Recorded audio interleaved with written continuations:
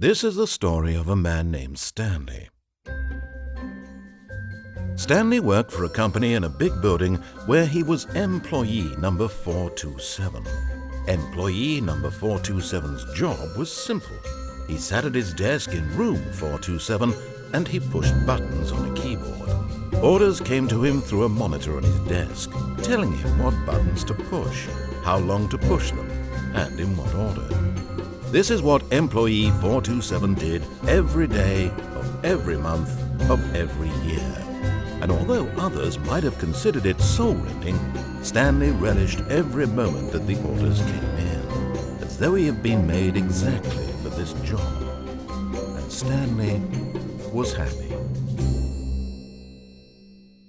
And then one day, something very peculiar happened. Something that would forever change Stanley. Something he would never quite forget.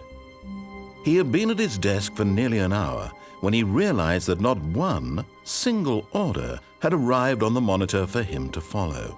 No one had showed up to give him instructions, call a meeting, or even say hi. Never in all his years at the company had this happened, this complete isolation. Something was very clearly wrong. Shocked, frozen solid, Stanley found himself unable to move for the longest time. But as he came to his wits and regained his senses, he got up from his desk and stepped out of his office.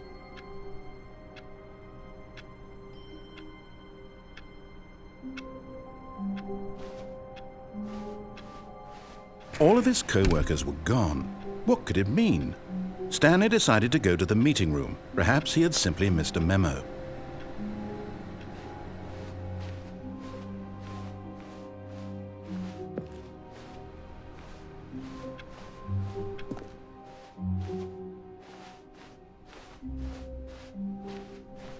When Stanley came to a set of two open doors, he entered the door on his left.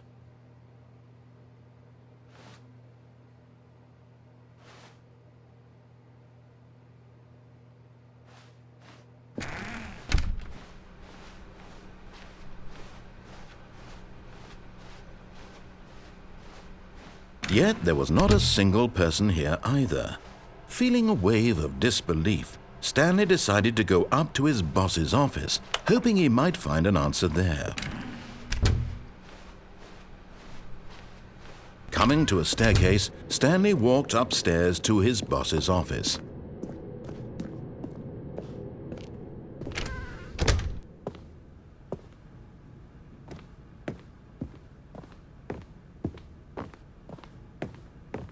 Stepping into his manager's office, Stanley was once again stunned to discover not an indication of any human life.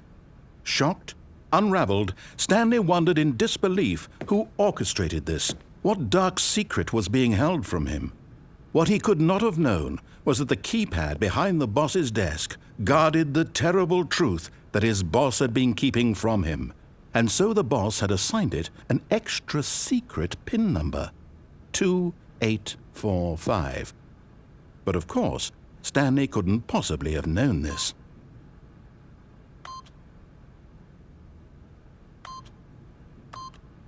Yet incredibly, by simply pushing random buttons on the keypad, Stanley happened to input the correct code by sheer luck. Amazing! He stepped into the newly opened passageway.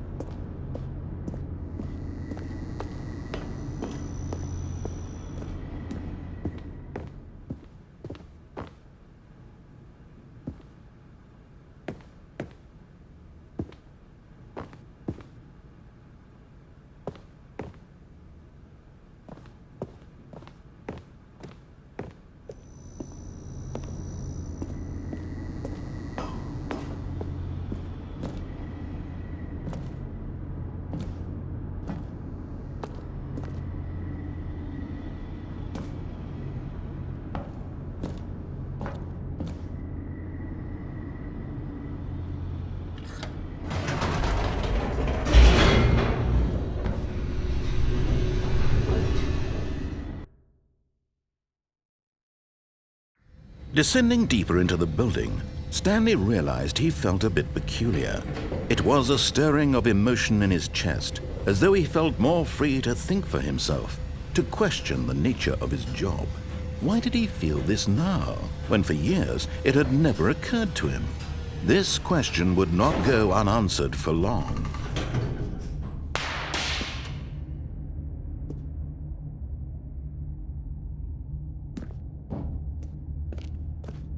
Stanley walked straight ahead through the large door that read Mind Control Facility.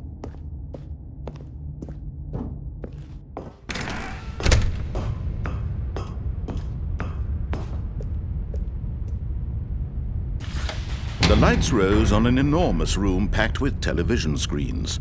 What horrible secret did this place hold? Stanley thought to himself. Did he have the strength to find out?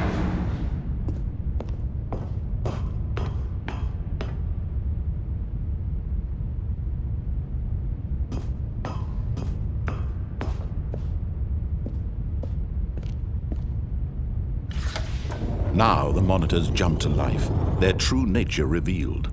Each bore the number of an employee in the building, Stanley's co-workers. The lives of so many individuals reduced to images on a screen, and Stanley, one of them, eternally monitored in this place where freedom meant nothing.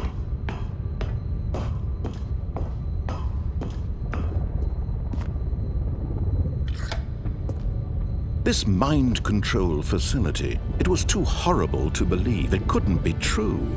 Had Stanley really been under someone's control all this time? Was this the only reason he was happy with his boring job? That his emotions had been manipulated to accept it blindly?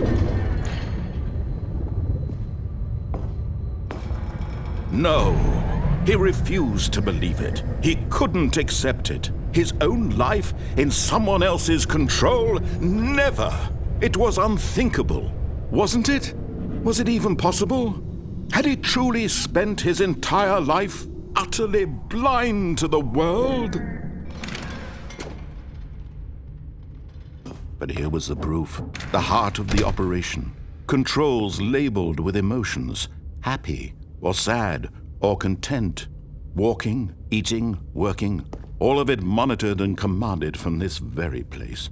And as the cold reality of his past began to sink in, Stanley decided that this machinery would never again exert its terrible power over another human life.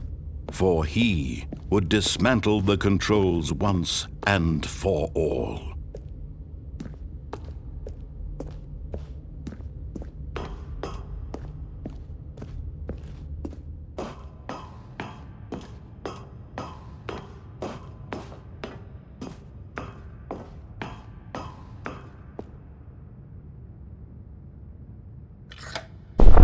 Oh, Stanley, you didn't just activate the controls, did you? After they kept you enslaved all these years, you go and you try to take control of the machine for yourself. Is that what you wanted? Control? Oh, Stanley, I applaud your effort, I really do. But you need to understand, there's only so much that machine can do. You were supposed to let it go, turn the controls off, and leave. If you want to throw my story off track, you're going to have to do much better than that. I'm afraid you don't have nearly the power you think you do. For example, and I believe you'll find this pertinent, Stanley suddenly realized he had just initiated the network's emergency detonation system. In the event that this machine is activated without proper DNA identification, nuclear detonators are said to explode, eliminating the entire complex. How long until detonation then? Let's say, 2 minutes. Now this is making things a little more fun, isn't it, Stanley? It's your time to shine. You are the star. It's your story now. Shape it to your heart's desires. Oh, this is much better than what I had in mind. What a shame we have so little time left to enjoy it. Mere moments until the bomb goes off. But what precious moments each one of them is. More time to talk about you, about me, where we're going, what all this means. I barely know where to start. What's that? You'd like to know where your co-workers are? A moment of solace before you're obliterated? All right, I'm in a good mood. You're gonna die anyway. I'll tell you exactly what happened to them. I erased them. I turned off the machine. I set you free. Of course, that was merely in this instance of the story. Sometimes when I tell it, I simply let you sit there in your office forever, pushing buttons endlessly and then dying alone. Other times, I let the office sink into the ground, swallowing everyone inside, or I let it burn to a crisp. I have to say this, though, this version of events has been rather amusing. Watching you try to make sense of everything and take back the control wrested away from you, it's quite rich. I almost hate to see it go. But I'm sure whatever I come up with on the next go-around will be even better. My goodness, only 34 seconds left. But I'm enjoying this so much. You know what? To hell with it. I'm going to put some extra time on the clock, why not? These are precious additional seconds, Stanley. Time doesn't grow on trees. Oh dear me, what's the matter, Stanley? Is it that you have no idea where you're going or what you're supposed to be doing right now? Or did you just assume when you saw that timer that something in this room was capable of turning it off? I mean, look at you. Running from button to button, screen to screen, clicking on every little thing in this room. These numbered buttons, no, these colored ones, or maybe this big red button, or this door. Everything, anything, something here will save me. Why would you think that, Stanley? That this video game can be beaten? Won? Solved? Do you have any idea what your purpose in this place is? Stanley, you're in for quite a disappointment. But here's a spoiler for you. That timer isn't a catalyst to keep the action moving along. It's just seconds ticking away to your death. You're only still playing instead of watching a cutscene because I want to watch you for every moment that you're powerless, to see you made humble. This is not a challenge, it's a tragedy. You wanted to control this world, that's fine. But I'm going to destroy it first, so you can't. Take a look at the clock, Stanley. That's 30 seconds you have left to struggle. 30 seconds until a big boom and then nothing. No ending here, just you being blown to pieces. Will you cling desperately to your frail life, or will you let it go peacefully? Another choice. Make it count, or don't. It's all the same to me, all a part of the joke. And believe me, I will be laughing at every second of your inevitable life from the moment we fade in until the moment I say, happily ever up.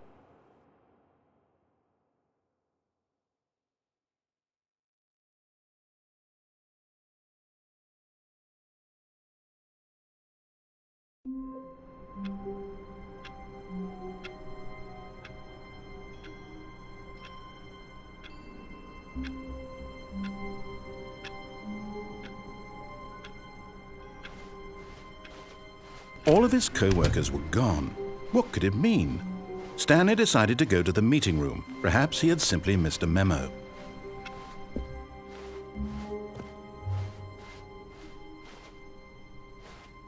When Stanley came to a set of 2 open doors, this was not the correct way to the meeting room, and Stanley knew it perfectly well. Perhaps he wanted to stop by the employee lounge first, just to admire it.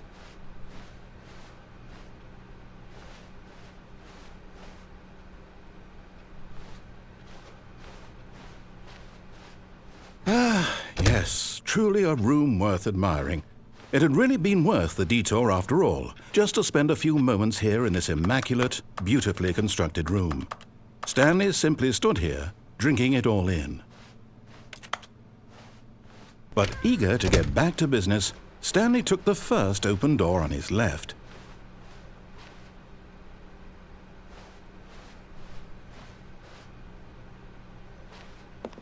Stanley was so bad at following directions, it's incredible he wasn't fired years ago.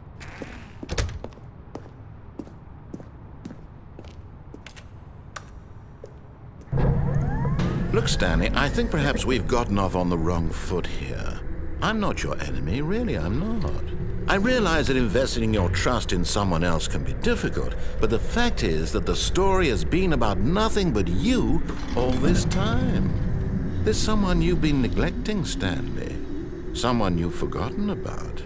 Please, stop trying to make every decision by yourself. Now, I'm not asking for me, I'm asking for her. This is it, Stanley. Your chance to redeem yourself, to put your work aside, to let her back into your life. She's been waiting.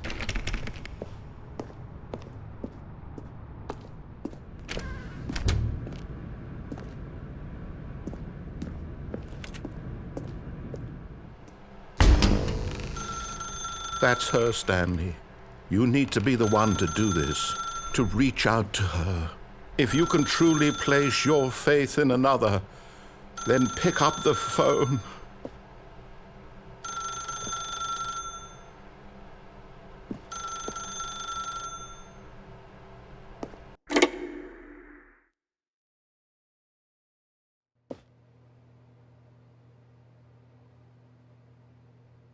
Oh, Stanley, is that you? Hold on, sweetie. Sorry to keep you waiting. I'm just pulling the bread out of the oven. All right.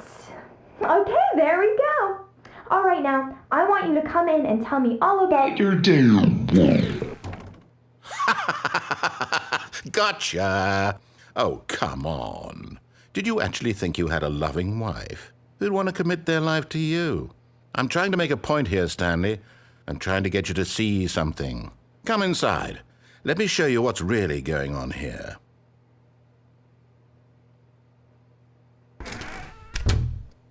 This is a very sad story about the death of a man named Stanley.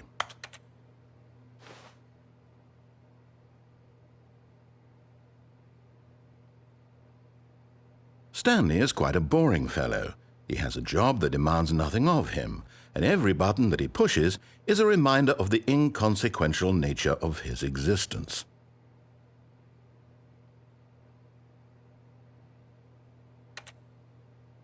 Look at him there, pushing buttons, doing exactly what he's told to do. Now he's pushing a button. Now he's eating lunch. Now he's going home. Now he's coming back to work. One might even feel sorry for him, except that he's chosen this life. But in his mind, he can go on fantastic adventures. From behind his desk, Stanley dreamed of wild expeditions into the unknown, fantastic discoveries of new lands. It was wonderful, and each day that he returned to work was a reminder that none of it would ever happen to him. And so he began to fantasize about his own job. First, he imagined that one day while at work, he stepped up from his desk to realize that all of his co-workers, his boss, everyone in the building had suddenly vanished off the face of the earth. The thought excited him terribly. So he went further. He imagined that he came to two open doors and that he could go through either. At last, choice. It barely even mattered what lay behind each door. The mere thought that his decisions would mean something was almost too wonderful to behold. As he wandered through this fantasy world, he began to fill it with many possible paths and destinations. Down one path lay an enormous round room with monitors and mind controls. And down another was a yellow line that weaved in many directions, and down another was a game with a baby. And he called it the Stanley Parable. It was such a wonderful fantasy, and so in his head he relived it again, and then again, and again, over and over, wishing beyond hope that it would never end, that he might always feel this free. Surely there's an answer down some new path, mustn't there be? Perhaps if he played just one more time.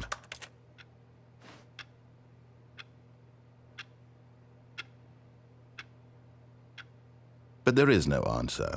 How could there possibly be? In reality, all he's doing is pushing the same buttons he always has. Nothing has changed. The longer he spends here, the more invested he gets, the more he forgets which life is the real one. And I'm trying to tell him this, that in this world he can never be anything but an observer, that as long as he remains here, he's slowly killing himself. But he won't listen to me. He won't stop. Here, watch this. Stanley, the next time the screen asks you to push a button, do not do it. You see? Can he just not hear me? How can I tell him in a way that he'll understand that every second he remains here, he's electing to kill himself? How can I get him to see what I see? How can I make him look at himself? I suppose I can't, not in the way I want him to. But I don't make the rules. I simply play to my intended purpose, the same as Stanley. We're not so different, I suppose. I'll try once more to convey all this to him. I'm compelled to. I must. Perhaps, well, maybe this time he'll see. Maybe this time. And I tried again, and Stanley pushed a button. And I tried again, and Stanley pushed a button. And I tried.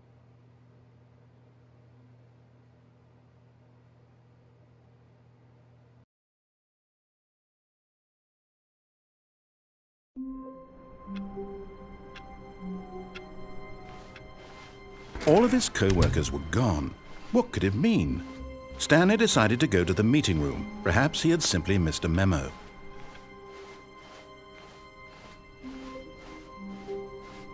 When Stanley came to a set of 2 open doors, he entered the door on his left.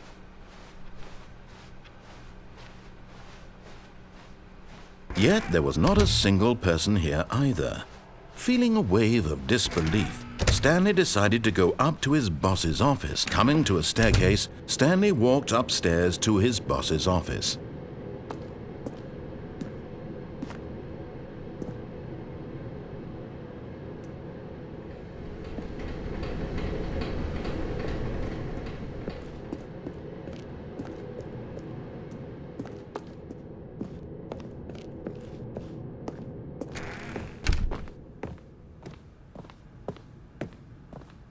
Stepping into his manager's office, Stanley was once again stunned to discover not an indication of any human life. What could it mean? Stanley wondered aloud to nobody. He began wildly tearing through papers on the boss's desk, pulling books off the shelf, looking behind paintings, desperate for clues to his situation. But his attention was caught by a keypad behind the boss's desk. What could its purpose be? In fact, this keypad guarded the terrible secret that lay buried below his feet. And so the boss had assigned it an extra secret PIN number, 2845. But of course, Stanley couldn't possibly have known this.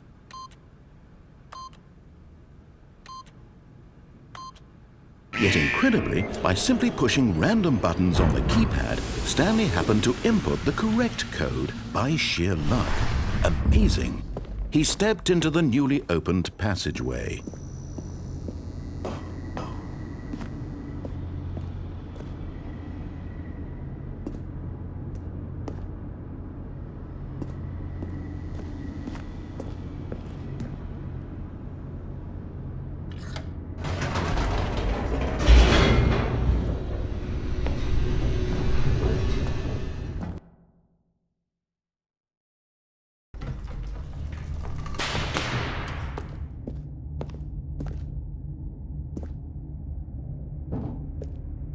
Stanley walked straight ahead through the large door that read Mind Control Facility.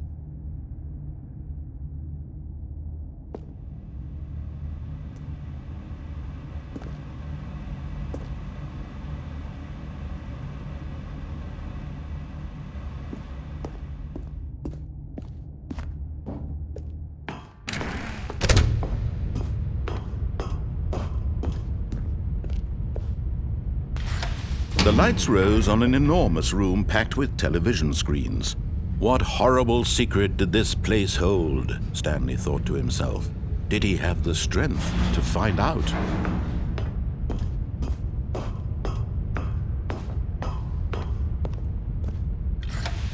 Now the monitors jumped to life, their true nature revealed. Each bore the number of an employee in the building, Stanley's co-workers.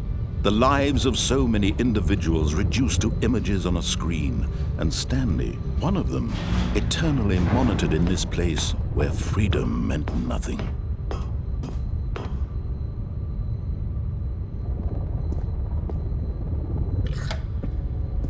This mind control facility, it was too horrible to believe. It couldn't be true. Had Stanley really been under someone's control all this time? Was this the only reason he was happy with his boring job? That his emotions had been manipulated to accept it blindly? No, he refused to believe it. He couldn't accept it. His own life in someone else's control? Never! It was unthinkable, wasn't it? Was it even possible? Had he truly spent his entire life utterly blind to the world? But here was the proof, the heart of the operation.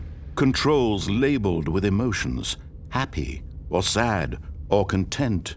Walking, eating, working, all of it monitored and commanded from this very place.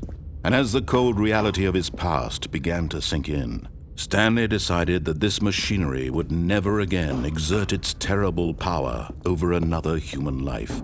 For he would dismantle the controls once and for all.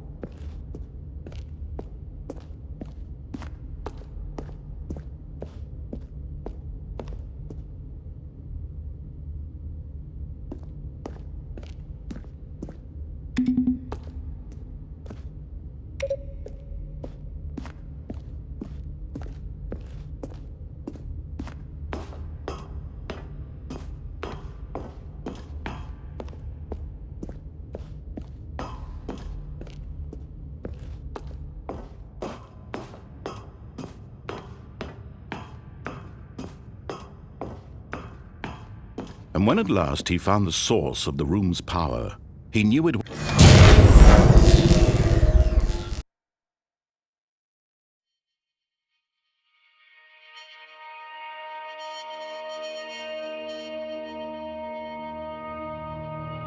Blackness and a rising chill of uncertainty. Was it over? Yes! He had won! He had defeated the machine, unshackled himself from someone else's command. Freedom was mere moments away. And yet, even as the immense door slowly opened, Stanley reflected on how many puzzles still lay unsolved. Where had his co-workers gone? How had he been freed from the machine's grasp? What other mysteries did this strange building hold? But as sunlight streamed into the chamber, he realized none of this mattered to him, for it was not knowledge or even power that he had been seeking, but happiness. Perhaps his goal had not been to understand, but to let go. No longer would anyone tell him where to go, what to do, or how to feel. Whatever life he lives, it will be his. And that was all he needed to know. It was perhaps the only thing worth knowing. Stanley stepped through the open door.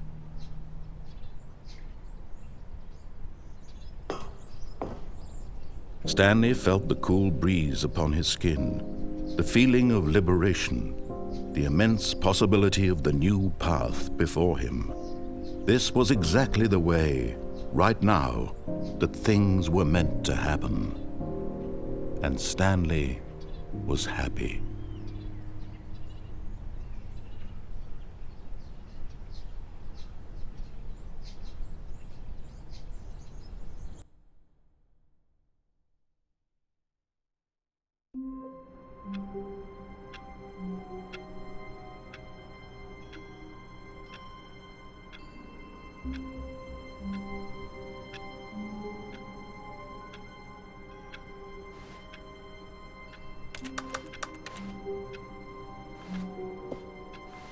All of his co-workers were gone.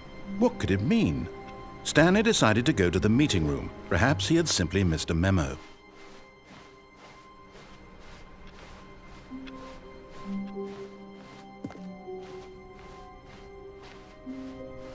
When Stanley came to a set of 2 open doors, he entered the door on his left. This was not the correct way to the meeting room, and Stanley knew it perfectly well. Perhaps he wanted to stop by the employee lounge first, just to admire it. Wow, yes, this room. What a beautiful room. What a gorgeous gorgeous room. Thank goodness Stanley had taken this detour, but eager to get back to business, Stanley took the first open door on his left. And so he detoured through the maintenance section, walked straight ahead to the opposite door, and got back on track.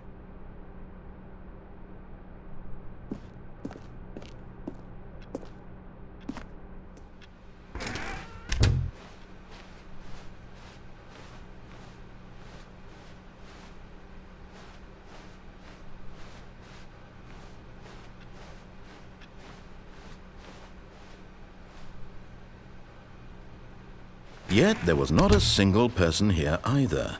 Feeling a wave of disbelief, Stanley decided to go up to his boss's office, hoping he might find. Coming to a staircase, Stanley walked upstairs to his boss's office.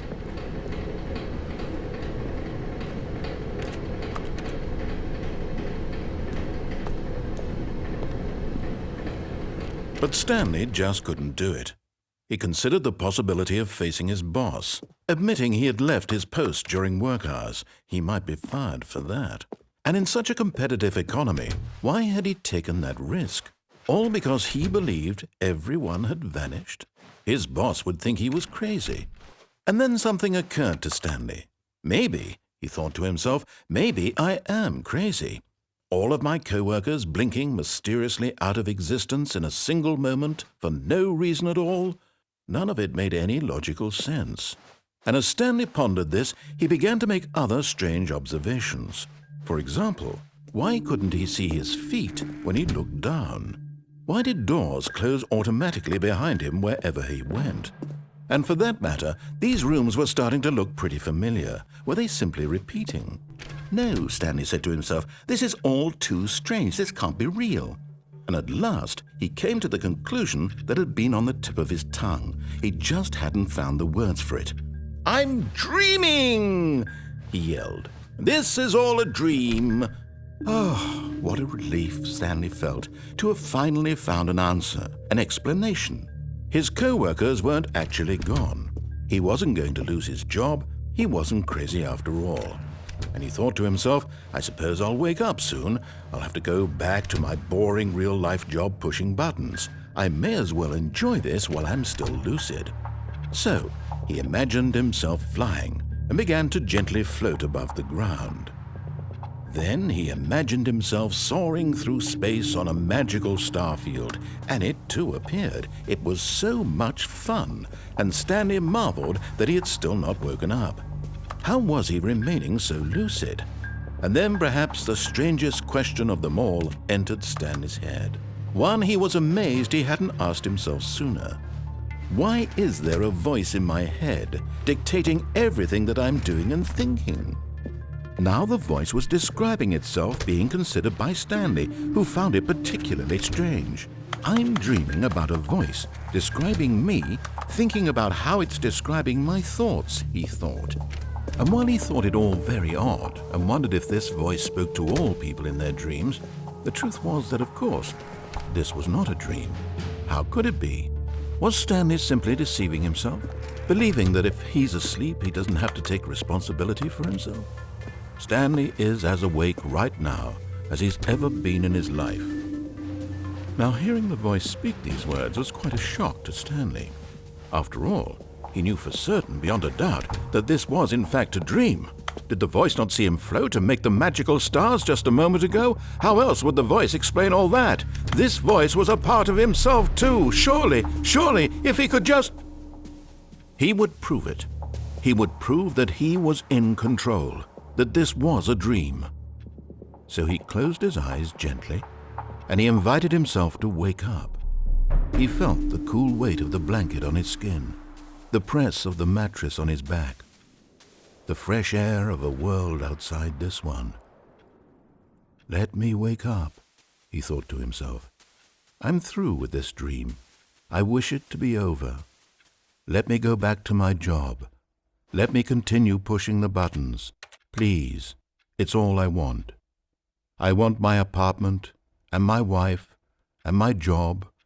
All I want is my life exactly the way it's always been. My life is normal. I am normal. Everything will be fine. I am okay.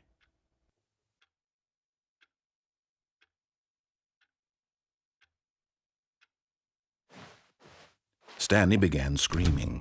Please, someone, wake me up. My name is Stanley.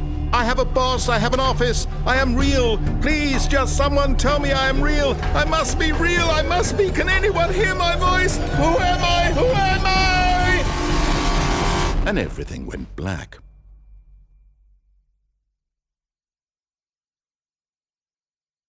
This is the story of a woman named Mariella. Mariella woke up on a day like any other. She arose, got dressed, gathered her belongings, and walked to her place of work. But on this particular day, her walk was interrupted by the body of a man who had stumbled through town talking and screaming to himself, and then collapsed dead on the sidewalk.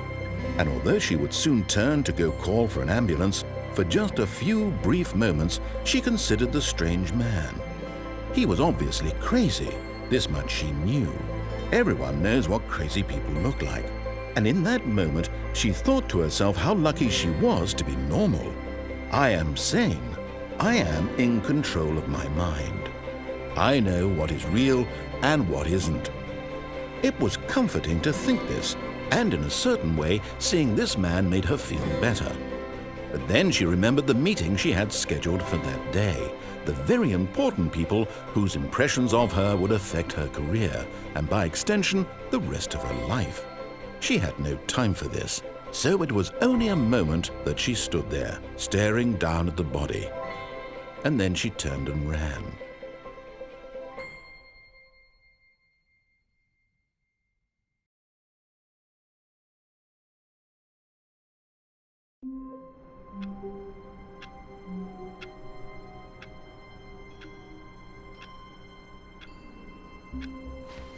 All of his co-workers were gone. What could it mean? Stanley decided to go to the meeting room. Perhaps he had simply missed a memo.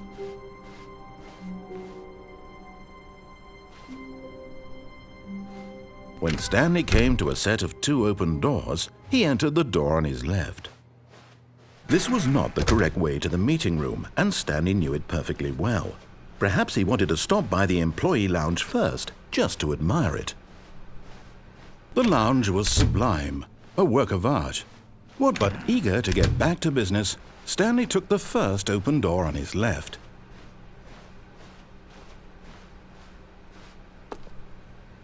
Stanley was so bad at following directions, it's incredible he wasn't fired years ago. Look, Stanley, I think perhaps we've gotten off on the wrong foot here. I'm not your enemy, really, I'm not. I realize that investing your trust in someone else can be difficult, but the fact is that the story has been about nothing but you all this time. There's someone you've been neglecting, Stanley. Someone you've forgotten about. What? Really? I was in the middle of something. Do you have zero consideration for others? Are you that convinced that I want something bad to happen to you? Why, I don't know how to convince you of this, but I really do want to help you, to show you something beautiful. Look, let me prove it. Let me prove that I'm on your side. Give me a chance. Now listen carefully, this is important. Stanley walked through the red door.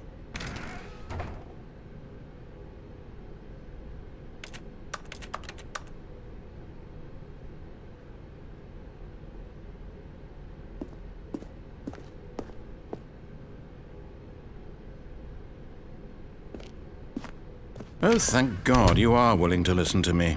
Do you see that I really have wanted you to be happy all this time? The problem is all these choices. The two of us always trying to get somewhere that isn't here. Running and running and running, just the way you're doing right now.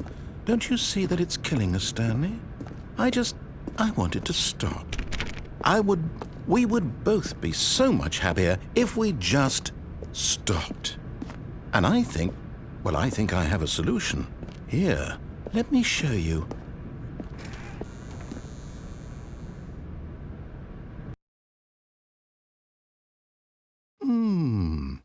What do we want? What are we looking for?